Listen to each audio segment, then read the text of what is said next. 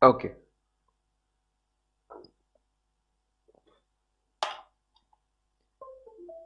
We are starting with the new series. I plan to cover all the important standards, all the important standards. As I said, we are through with profession ethics. Now I plan to cover all the important standards first and important chapters and then the remaining portion.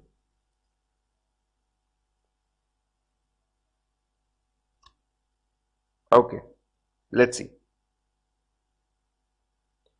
So we have SA 402, very interesting.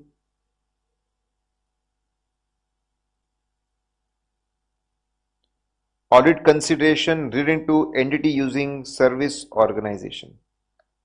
Okay, let's see, guys.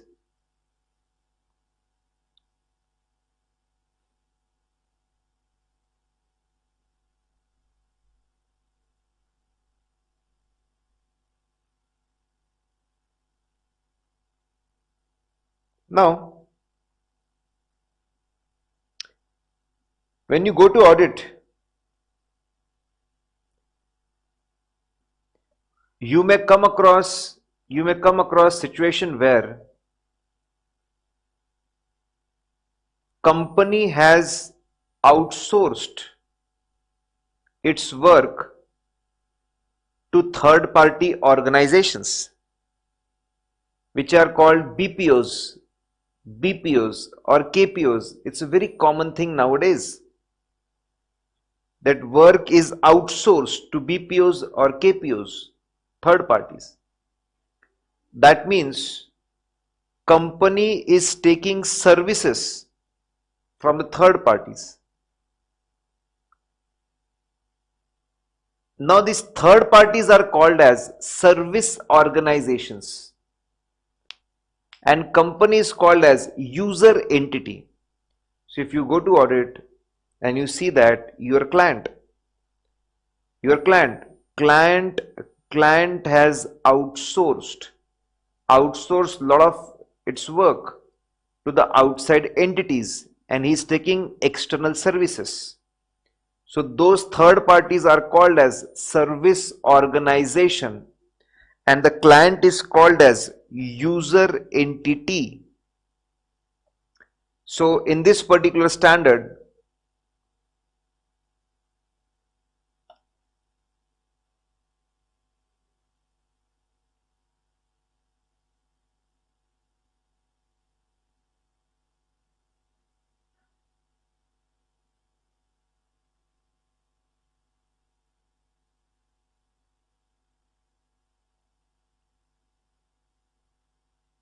in this particular standard, we are going to take an example that our client, company for which we are doing audit, company is taking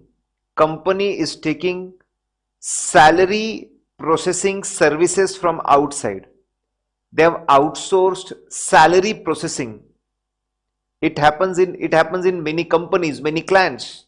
It happens in many companies, many clients. So it's very simple. Let's see, guys.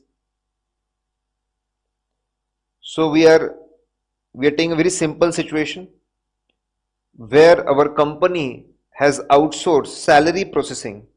They are taking salary processing services from outside.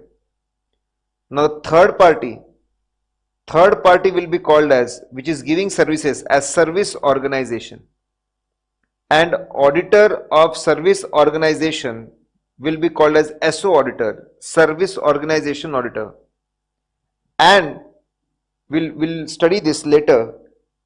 He will have to apply SAE 3402. We'll see what is that. SAE 3402. Our company will be called as user entity, and auditor of the user entity, we guys will be called as user auditor, and SA 402 will be applicable to us. So it's a very simple straightforward situation our company is taking salary processing services from outside. Our company will be called as user entity and we will be called as user auditor. It will be our responsibility to perform audit of the user entity as per SA 402. Third party will be called as service organization and their auditor will be called as SO auditor. He may have to follow SAE 3402. We'll see why SAE 3402. Now, let's further elaborate this particular example.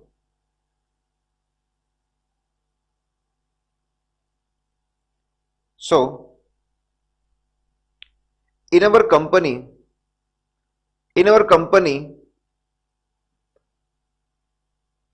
earlier we used to have a complete department of around 300 square feet. There used to be 5 employees in the department and there was a very costly software for salary processing. But we realized that it is getting very costly. Rent of that 300 square feet, salary of these 5 employees, subscription charges of that particular software, it's getting very costly to maintain this department. And there's always a risk that confidential information of salary may get leaked. There's always that chances. And third, employees may come into that department and try to do manipulations. So there's a problem. There are cost issues. Then there's a confidentiality issues. There are manipulation issues. So what you did, you closed that particular department, transferred employees to various departments, and you outsourced your salary processing. Correct? So earlier it used to be a big department. Now, what is the situation today? Now, situation today is very simple. We have a single clerk. And whenever there is a change in the employees, suppose new employee joins or any employee get transferred or promoted or retired. So whenever there is any change in number of employees or their remuneration pattern, there is a clerk who prepares documents in triplicate. If there is a new employees documents will be prepared in triplicate. If they are transfer, again documents. If there is promotion, again documents. If there is a termination, again documents. So we have a simple clerk who prepares, if there is any change in number of employees, he prepares the documents in triplicate. One original copy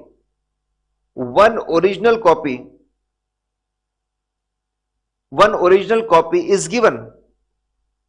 Correct? One original copy is given to the employee. Then, okay, now these things are prepared in triplicate. Let's go ahead. Then they are sent to HR head. HR head quickly reviews all the important high value changes and puts signature on them. Then it goes to CFO. CFO again sees high value things, overviews things, and then again his signatures are there on these documents. So we have a clerk who prepare things in triplicate, 3 copies of all the new employees, 3 copies for all the transfers or the promotions or terminations. Then we have signature of the HR. So there is a segregation of duty, or you can say maker checker concept, prepared by clerk, then checked by the HR head, again their signature, checked by the CFO, again its signature. 3 steps are there. One original copy is given to employee. One original copy is given to concerned employee whose appointment is done, correct? Or whose transfer is done, whose termination is done. One copy is given to the person. One copy is kept with the company in its file. And one copy goes to one copy goes to service organization. So every month end, you collect all those documents of new joinees, of the transfers, of promotions, termination, all the one copy of all the original document every 25th, all the letters along with other information like how many leaves are there, and overtime information. All these things are sent.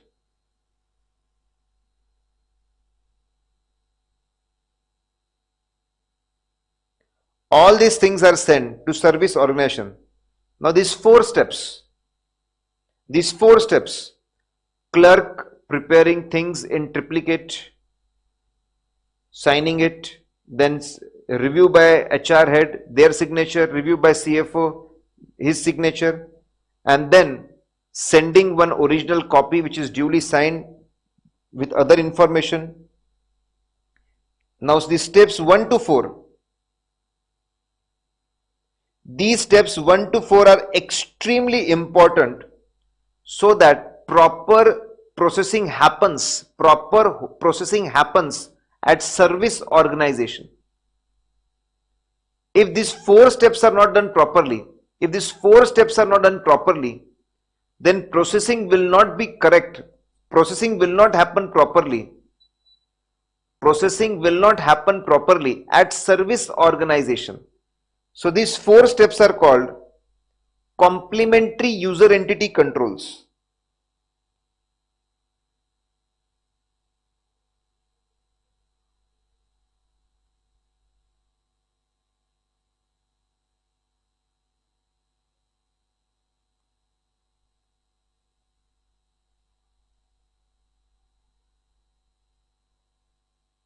CUEC.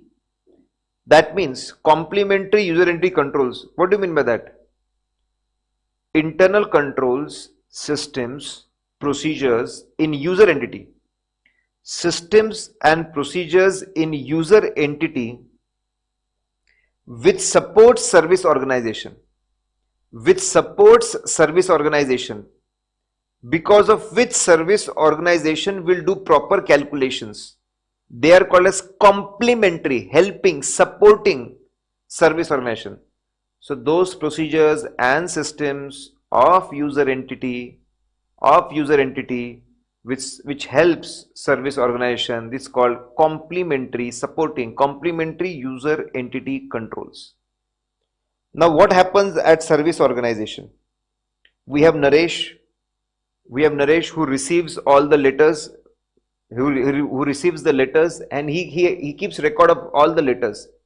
He has a register. He receives all the documents, month and all the documents and records. He keeps note of that.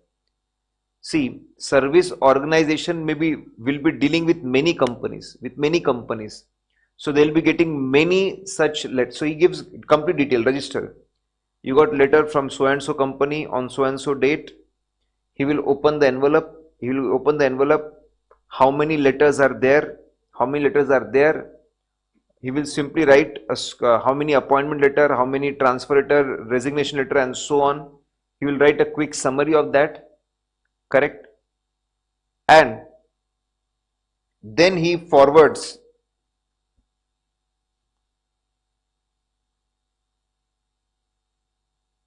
So Naresh receives the envelopes, opens the envelopes, writes it in register, then he gives call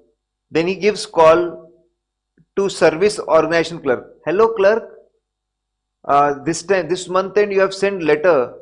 I would like to confirm there are 4 appointments, 2 transfers, 2 promotions, and 4 resignation. Okay, fine. So he will interact with the user entity and find out whether things are approved. This is an interaction between service organization and user entity. So Naresh receives all the mails, he maintains the registers, he confirms things. Then we have Mahesh. Mahesh quickly types everything in these letters and converts it into electronic form. Then we have Jignesh. He takes the electronic files and he uploads everything in their system for processing. Naresh receives the letters. Mahesh converts it into electronic form. Jignesh uploads it, does all the processing work. Then we have Ganesh, who sees the final output, whether everything looks appropriate, appropriates, and then puts email to the user entity. But user entity is very careful. They have their own internal control system for checking things. So whenever they get the file, they compare total number of employees with master data, whether total number of employees are appropriate. Then they randomly select 10 employees and recompute their salary. Whether calculation are appropriate. Then they make 5-month graphical analysis. 5-month graphical analysis. What has happened in past 5 months? Correct? Whether salary is at the same levels or their steady growth. So now guys, these step 5 to 9,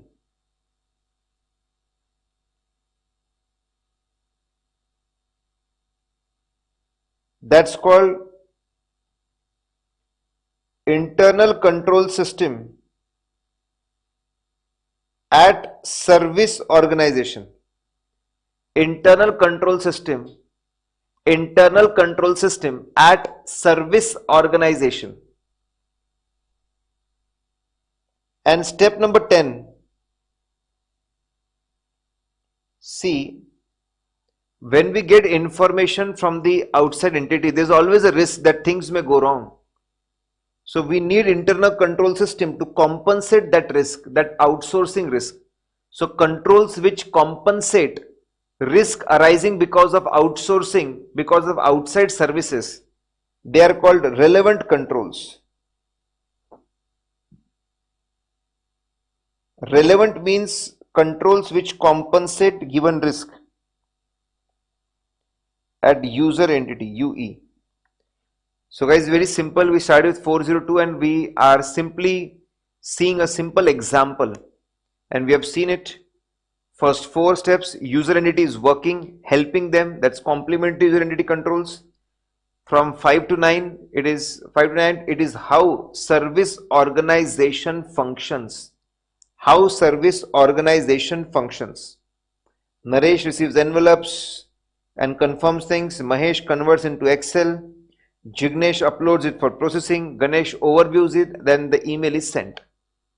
And systems which we have in our company to ensure that outsourcing should work properly without any problem, that is called as management internal control system, relevant controls.